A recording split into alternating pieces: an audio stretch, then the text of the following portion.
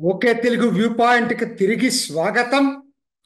రాజకీయాల్లో చిన్న చిన్న పొరపాట్లే చాలా కాస్ట్లీగా మారతాయి. నిన్నటి ఏదైతే నిన్న చక్కగా నడుస్తున్నటువంటి పాలనలో ఆంధ్రాలో విషపు బొట్లు వెయ్యాలని కొంతమంది ప్రయత్నం చేశారు. అది లక్కీగా ఈరోజు ఇద్దరు పార్టీల అధినేతలు చక్కగా ప్రోయాక్టివ్గా స్పందించారు. జూరిచ్లో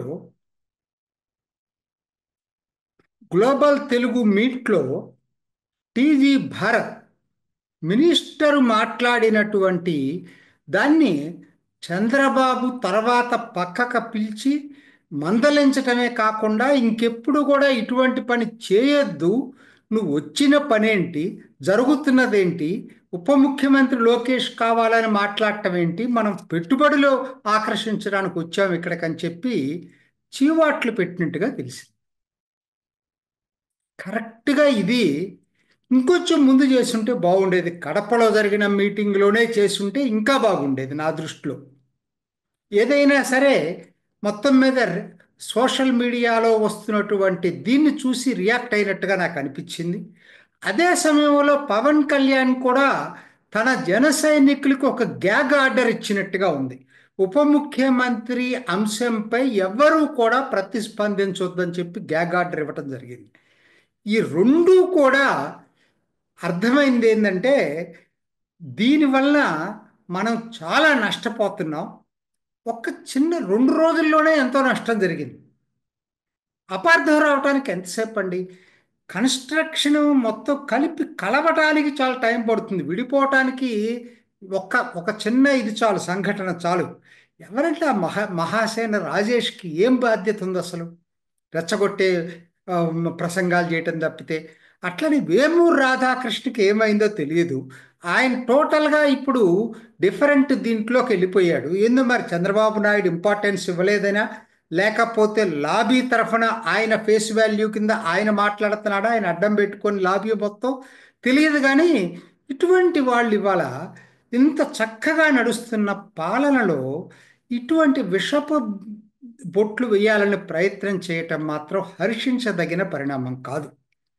ఎందుకనంటే ఇది వాళ్ళిద్దరూ అగ్గి రగిల్చాలని చూస్తే రాజుకోవటానికి సిద్ధంగా టీడీపీ నేతల ప్రకటనలు కొన్ని వచ్చినాయి ముందుకి. నన్ను అడిగితే అసలు లోకేషే ముందుగా స్పందించి చొరవ తీసుకొని వాళ్ళతోటి మాట్లాడి ఇంకెప్పుడు ఇటువంటి ప్రకటనలు చేయకూడదని ఆయనే వాళ్ళతో మాట్లాడి ఉంటే ఆయన ఇమేజ్ కూడా పెరుగుండేది. అతని మీద కూడా ఇంకా చాలా మంచి గౌరవం పెరుగుండేది. ఎందుకంటే ఏమనుకుంటున్నారంటే ఇది లోకేషే చేయించాడనే భావన కొంతమందికి ఉంది. దాంట్లో నిజం ఉండొచ్చు, లేకపోవచ్చు, నాకు తెలియదు అది మాత్రం కూడా. ఇప్పుడు దీనివల్ల నష్టపోయేది ఇరు పార్టీలే కాదండి. అటు టీడీపీ నష్టపోతుంది, ఇది గనక ముందుకు తీసుకెళ్ళుంటే ఆ జనసేన కూడా నష్టపోతుంది. దాంతో పాటుగా నా వేదన పార్టీల మీద కాదు, నా వేదన ఆవేదనల ఆంధ్ర అభివృద్ధి నష్టపోతుంది అనేటువంటి భయాందోళన. ఎందుకనంటే చూసాం, 2014లో ఆదాయం లేని ఆంధ్రప్రదేశ్ ఏర్పడింది. చట్టంలో ఉన్న లోపాలు కావచ్చు, రాజకీయ నిర్ణయం కావచ్చు, ఏదైనా కానీ ఆదాయం లేకుండా రెండు రాష్ట్రాలని సమంగా విభజించకుండా ఓ అనాథలాగా ఆంధ్రాని చేశారనేటువంటి భావన ప్రతి ఒక్కరిలో ఉంది. దాంట్లో నిజమే కదా, అది ఆర్థిక వనరులే అన్నిటికీ ముఖ్యం కదా. హైదరాబాదు పాడికుండ లాంటి హైదరాబాద్ అంతా కూడా ఒక రాష్ట్రంకి వెళ్ళటంతో ఆ ఆవేదన మిగిలిన టైంలో అది అనుకోకుండా గత 10 సంవత్సరాల్లో కూడా ఆంధ్ర నష్టపోయింది తప్పితే లాభపడలేదు. గత 10 సంవత్సరాల్లో ఇప్పుడైనా ఎందుకు వచ్చిందంటే అవకాశం. ఎందుకంటే రాజకీయ నాయకులు ఎవరో కూడా ఉదారంగా ఎవరు ఇవ్వరండి. ఇవాళ అది కావాలని ఎవరు కోరుకోలేదు. కానీ బీజేపీ తనంతట తాను మెజారిటీ రాని పరిస్థితి 2024 లోక్సభ ఎన్నికల్లో వచ్చింది.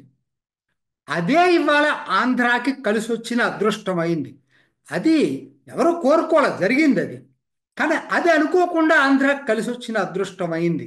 10 సంవత్సరాల నష్టాన్ని 5 సంవత్సరాల్లో పూడ్చుకునేటువంటి అవకాశం ఇవాళ ఆంధ్రప్రదేశ్కి వచ్చింది. అందుకనే 6 నెలల్లో లక్షలాది కోట్ల పెట్టుబడులు కేంద్ర ప్రభుత్వం నుంచి వచ్చాయి. ప్రభుత్వం కావచ్చు, ప్రభుత్వ రంగ సంస్థలు కావచ్చు, ఏదైనా కావచ్చు. మరి ఇది ఒక బంగారు అవకాశం ఆంధ్రాకి. దీ ఇది కాబట్టి నా బాధల్లా అటువంటి అభివృద్ధి జరిగేటువంటి తరుణంలో ఆంధ్రాలో ఇటువంటి అసలు చక్కగా నడుస్తున్నటువంటి పాలనలో ఇటువంటి ఎందుకు కలహాలు రావాలి? అసలు రాకుండా చూడాల్సినటువంటి బాధ్యత ఇరు పార్టీల మీద ఉంది. దానికన్నా ముఖ్యంగా అందుకని నా ఆవేదన ఒకటేనండి, పార్టీలు కాదండి ఇక్కడ.